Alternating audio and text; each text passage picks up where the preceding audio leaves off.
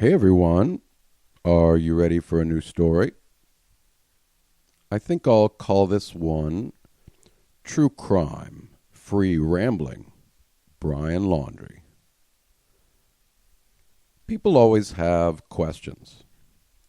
And when it comes to extraordinary events, people tend to have more questions than normal.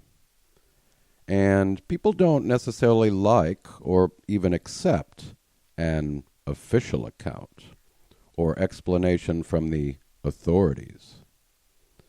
After all, for some, fiction is a lot more entertaining than reality.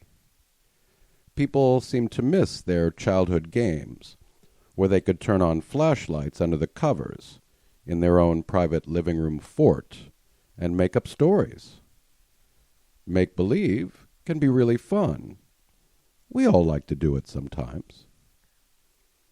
You see, people often tend to prefer the ideas that they concoct in their imagination, the ideas that bounce around their preferred skull, their own private Idaho, so to speak.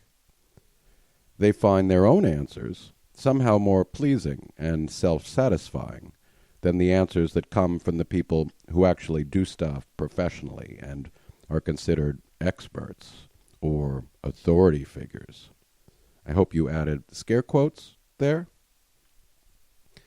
Now, are there times where incompetence, corruption, and cover-ups occur and might better explain certain phenomena?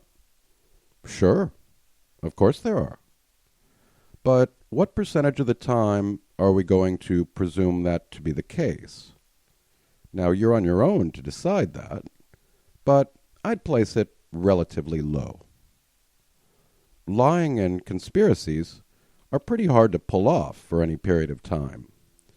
We know that people just aren't very good at keeping secrets for very long, especially when the secrets would have to be held and corroborated by lots of people.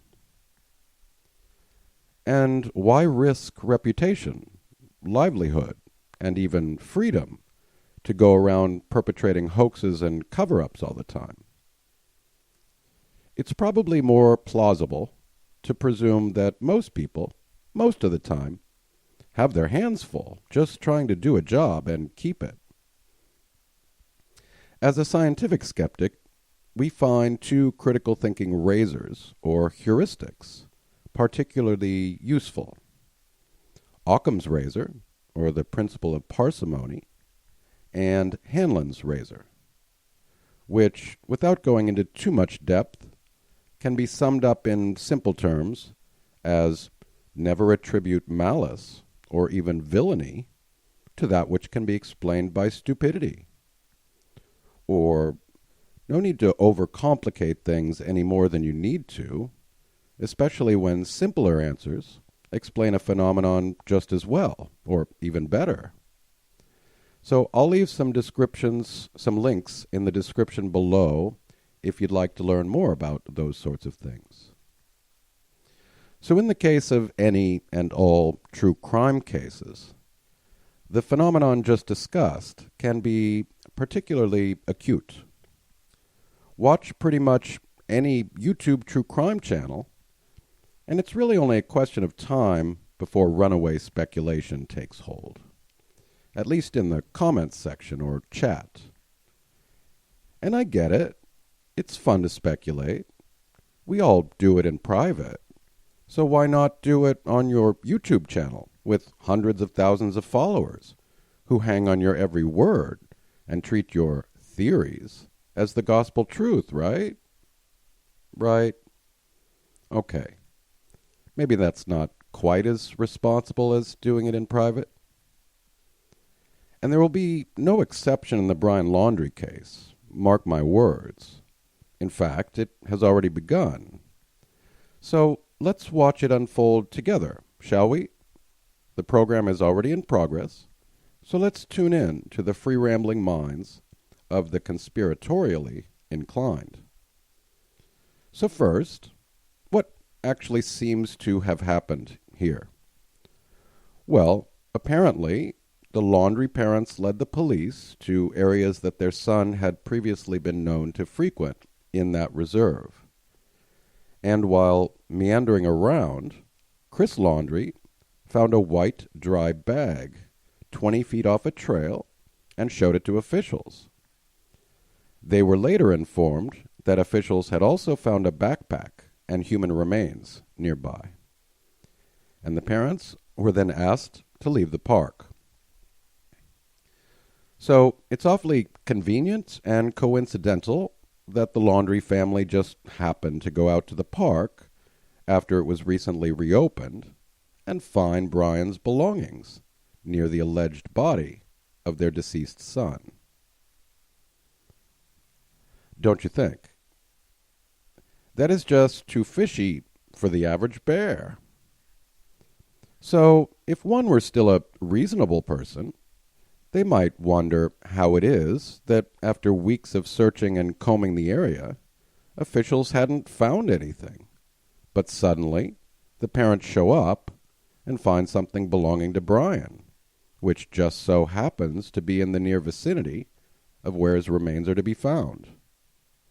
Well, I mean, it is a big and rather harsh environment, right? That's one possible explanation. But did they know all along where he was and didn't tell the police earlier? Possible. Did they try to give their son adequate time to either try to escape or choose to take his life if he so chose, or even just died from the elements or even predators? That seems possible as well. But what of the remains? And here is where we will begin our adventure, increasingly away from the reasonable and the plausible to the private Idaho of the cynical, the imaginative, and eventually into the twilight zone of human delusion and fantasy. If those remains turn out to be Brian, those earlier questions would all be a moot point in the context of the search for Brian. He will have turned out to be found, and that part of the case will be over. All that might remain then would be any possible personal liability on the part of the parents, in terms of possible obstruction of justice or other criminal or civil liability after the fact. And of course, while one might assume there still then is not the evidence that he murdered Gabby Petito. But do you think that all the true crime aficionados will let go of that bone, accept any official final determination of the remains being those of Brian? And will they accept the official story that his remains were found by officials and not some sort of hoax perpetrated by the parents, possibly in collaboration with Brian himself? Or possibly the police are even in on a conspiracy. Maybe the Laundries handed over an envelope full of cash to the cops to find a body in the woods where we tell you to. Or the coroner was paid off to lie about the identification and forensics. Wink, wink, nod, nod. Right? Huh? Now, if my years as a scientific skeptic are any measure, it is likely that some, if not many, will continue to speculate and let their stream of consciousness get away from them. Free association will go wild, and especially if it keeps bringing in eyeballs, clicks, and likes. And just watch the psychic, medium, and even dowsing rod true crime channels. They're quite a hoot. They don't need years of science or investigative experience to figure out criminal cases. They just need a coat hanger, some tarot cards, and a crystal ball to figure it all out.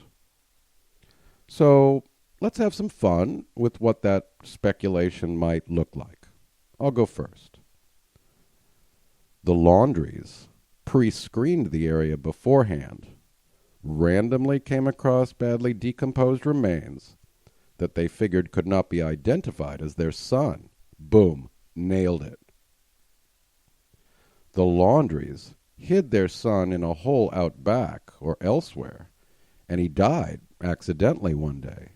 So they snuck out in the middle of the night, past the cameras and paparazzi, and planted Brian's body and waited a while before deciding to help officials find it. Boom. They hid him in that hole and prompted him to take his own life, as they all agreed he could not escape retribution, and then, again, planted his body and waited. They hid him in that hole and killed him themselves, as he was now a nuisance and public embarrassment, and they wanted the paparazzi to leave so they could go outside again and mow the lawn and sip margaritas on their porch in peace. The Laundries harvest dead bodies in their shed in the backyard and just happened to have an extra cadaver laying about, so they used one of those. Huh? Right? Anything is possible, right? The Laundries are a couple of lizard people. The same lizard people who run the world government. And they fabricated Brian's body from magical chemicals and crystals they brought from their planet. Brian was an alien who was dropped off by a spaceship and temporarily took the form of Brian to experiment on humans and have a fun galactic vacation for a few days, but then had to catch a plane back to his planet, and poor Brian was then discarded in the park to cover their tracks. Okay, I'm done. That was fun. Now it's your turn. What ideas in your own private Idaho could you conjure up to better explain the events? Come on. I know you want to. And by the way, if the coroner comes back and it's not confirmed to be Brian, his family is going to have some splainin' to do, because that would look really bad given the belongings they found, and likely make things far worse than they already are for the Laundrie family. So, try to keep your mind in check. Don't let it necessarily get away from you, or at least not too often. Try to stay reasonable and grounded, if you can. Try to differentiate between the highly plausible, the possible, and the very unlikely. So that's your critical thinking tip for the day from the Scientific Skeptic. Et ça, c'est la fin de cette histoire. À tout à l'heure, mes amis.